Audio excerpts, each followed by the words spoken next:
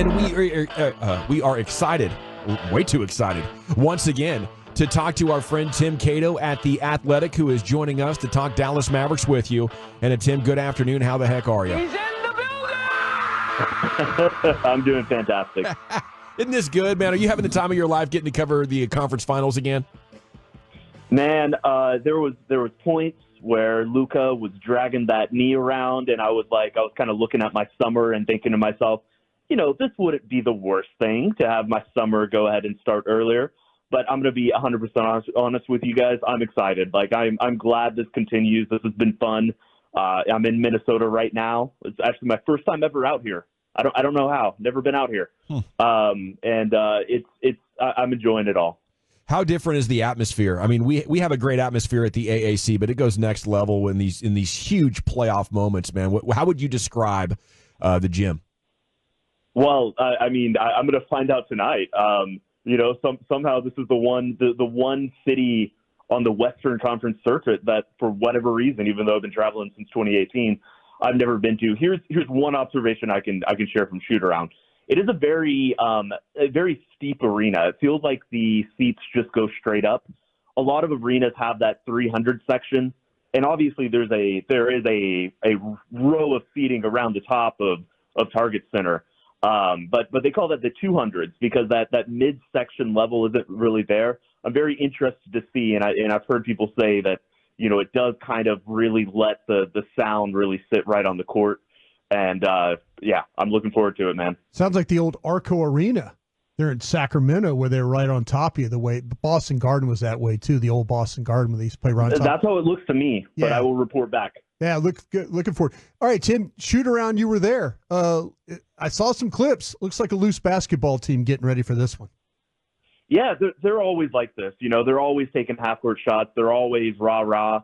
This is a team with a very strong culture that stays fun. They've got assistants who are loose and, encourage this type of stuff. And obviously Jason Kidd, from the top, he cultivates it, and absolutely, they are, I've seen them like this after losses, but obviously 0-0 going into a new series, Western Conference Finals. How can, if you're a player for the Dallas Mavericks, how can you be anything but loose and excited? No question, man. Tim Cato, Athletic, talking Mavs here, getting you set for Game 1 tonight. You mentioned Luka dragging his leg in the previous series. Then Games 5 and 6, he looks back to himself. What do you think the status is health-wise for him right now? My best understanding, both watching him in Games 5 and 6, from talking to people around the team, I think he's going to be fine. I kind of thought that going into Game 1 against Oklahoma City, and obviously I think there may not have been a game this postseason that he looked more limited. But I think this knee has, which was very clearly bothering him. He obviously, it's the main thing, even though he has other ailments, bruises, soreness that he's carrying around. I think that it is as right as it's going to be this postseason run, and it was certainly right enough in Games 5 and 6 for him to look like himself. So, until proven otherwise, and I guess that proof will come about 7:35 p.m. Tonight. Until proven otherwise, I'm going to assume that he is the player that we've come to expect, the player that we saw in Games 5 and 6. And, that's just an immense excitement. It's no fun for anybody, the NBA, the casual viewer, Mavericks fans, if Luka is not, this special player we've come to watch and enjoy. Tim, you could shoot me down and be mean to me all you want when I ask this question, and I really won't care. But I want your opinion on this. I kind of have a theory that maybe that people were talking about Kyrie not being very aggressive in these playoffs and early in these games, but then finding ways in the second half or in the fourth quarter to turn it on. My theory is that he watches Luka play and wear himself out in the first and knows that he has to be available to lead this team in the fourth. Is that a legitimate theory, or is that something that's just completely non-existent? No, I think there's some truth to that. Kyrie has talked about this a lot, and he has a very, esoteric way of viewing basketball. I actually really enjoy hearing him talk about basketball. It's a very unique perspective. It's very much informed by, his status in the league. But I absolutely think that's part of it. A lot of the criticism, or at least the conversations about him being quiet in the first quarters, a lot of that came when Luka wasn't lighting up the first quarters. When Luka is himself and he's there from the jump, this stuff doesn't matter. It actually makes sense for Kyrie, to feel his way into the game. That's something he says a lot, to kind of understand what the defenses are doing, what they're looking like, how they're guarding, how this game is even being officiated, which is something that, NBA players think about more and more as it does feel like there's some inconsistency game to game. It absolutely makes sense for him to kind of treat the first quarters like that. It's only when Luka can't be that guy that the focus really gets put upon Kyrie and perhaps his inability to, to cover for his co-star.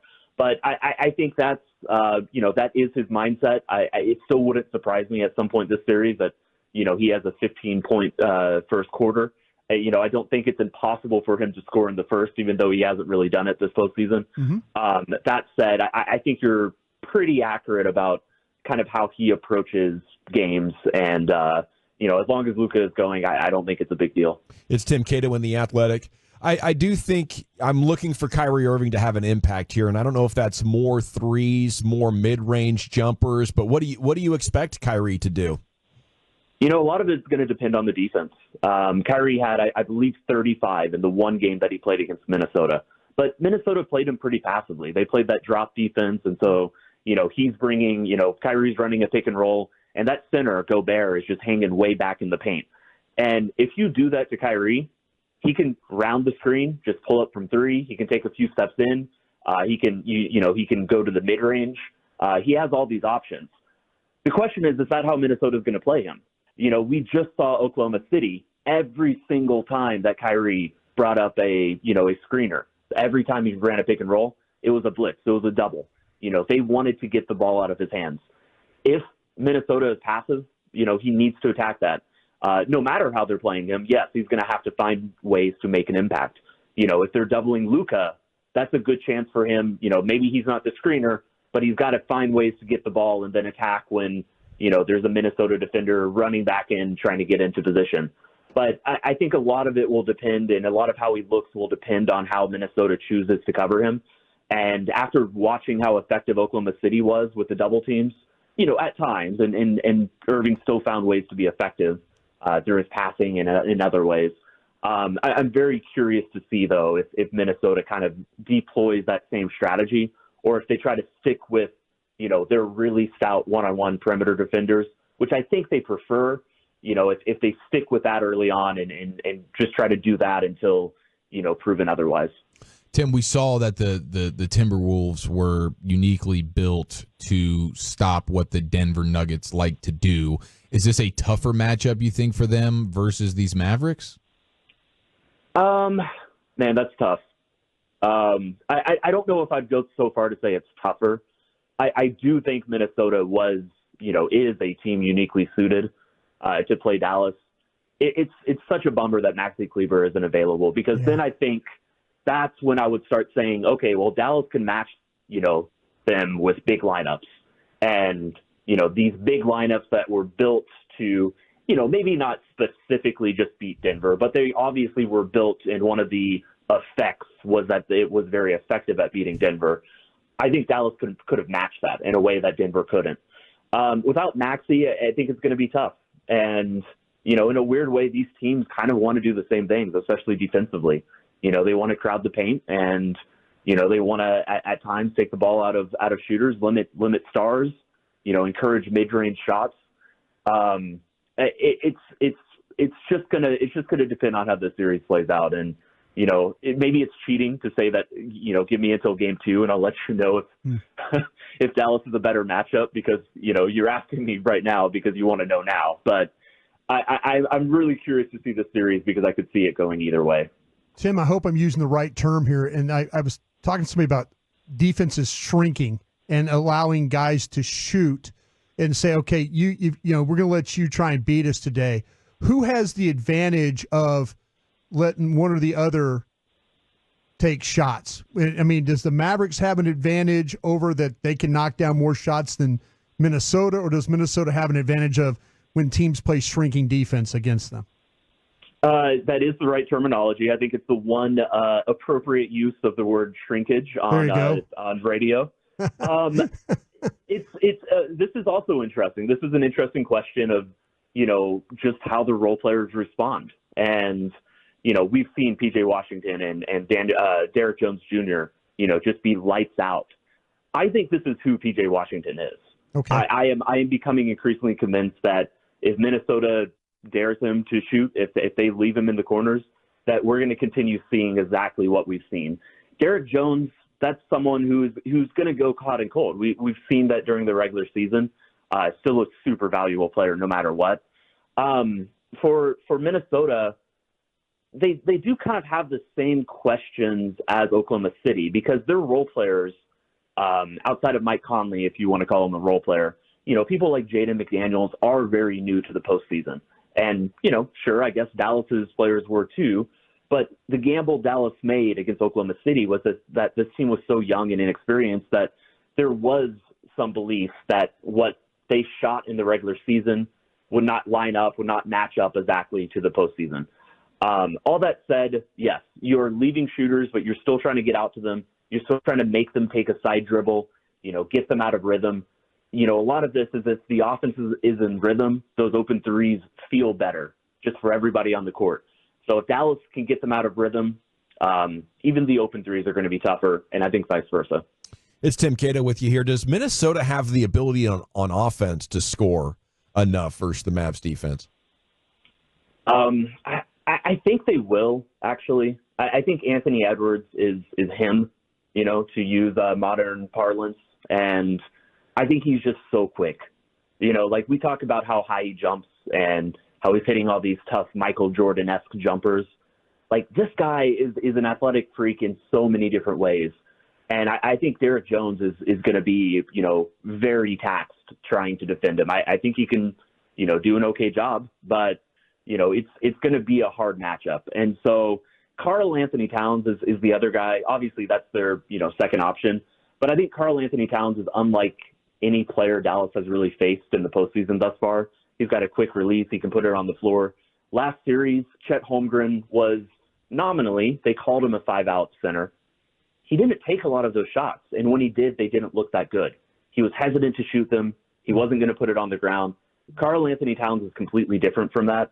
And so I think that is where a lot of, if Minnesota really gives Dallas's defense problems, I think a lot of it will come from Karl Anthony Towns just being so unique from any player they've faced thus far.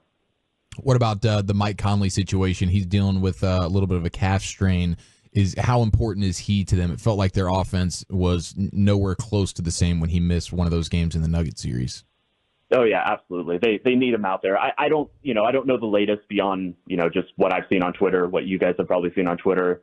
I didn't go to, I went to the Mavericks shoot around over the Timberwolves one, but yeah, he's crucial. It's just so important that Anthony Edwards, such a brilliant offensive player, but he's 22. And it's better when he doesn't have to think about, setting up the offense, getting everybody involved, and also scoring on top of that. Conley kind of alleviates some of that. And so it's really important for them that he's out there. And that said, even if he's on the court, even if he's healthy to play, if Dallas could find ways to really consistently pick at him, to attack him as a defensive, as a limited defensive player, I think that's a huge win. If they can at any point just kind of get Minnesota questioning whether it's worth it to have Conley out there because they're able to attack him so effectively on the defensive end. And so I think that's a huge question in the postseason, both his health availability, but also whether Dallas can kind of make him expendable or, a liability, a major liability on defense. I think that's an important thing for this series for them to really attack. Hey, Tim, I wondered in the shoot-around, was there any conversation with players or coaches or staff or anything about what happened to Indiana last night in the final minutes of that game? Were there any things that anybody brought up that said, man, we can't allow that to happen? Or was there any conversation at all, or is it just all focus on what's going on with the Timberwolves? I didn't hear any, but I mean, these guys are always talking about stuff like that. Just because they didn't talk about it to me specifically, Sure. and Jason Kidd didn't talk at shoot around. Typically, head coaches, skip the shoot around since they have a pre and post game coming later that day. I think it probably, on record to the media, probably would have been something, like Jason Kidd talking about that. But yeah. I can tell you that everybody in the NBA talks about everything in the NBA. And so I guarantee you that, most of the players, all of the coaching staff probably watched that game last night, or at least the end of it. Mm-hmm. And, they know not to repeat those mistakes. Exactly. Tim Cato, Athletic, thank you so much once again for your insights. Anything else about this series that we didn't bring up that you want to mention? I think you covered it for the most part. Just published a story about Slovenia and how Slovenians are, always have this passionate mania, this fandom for Luka Doncic. Yeah. But talked about how it's evolving a little bit. So that's on The Athletic right now, if you want to check it out. Love it. I'm on it. Thank you, sir.